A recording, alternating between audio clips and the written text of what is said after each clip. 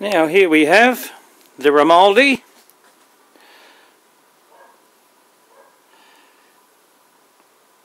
(0653422). I believe this is a 3-thread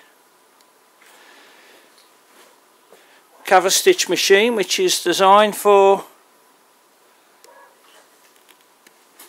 sewing on lace by the look of that, or sewing on whatever.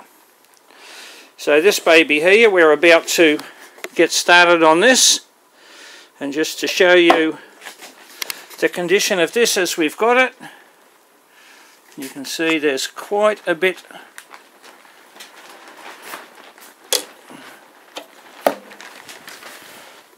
of fluff in there, and if you can have a look down in there, you'll see there's quite a lot of junk.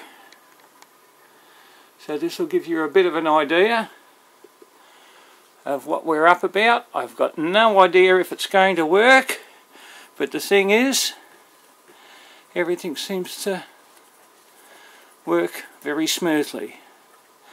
So wish us luck with the old Rimoldi. Here we go, here we go, here we go.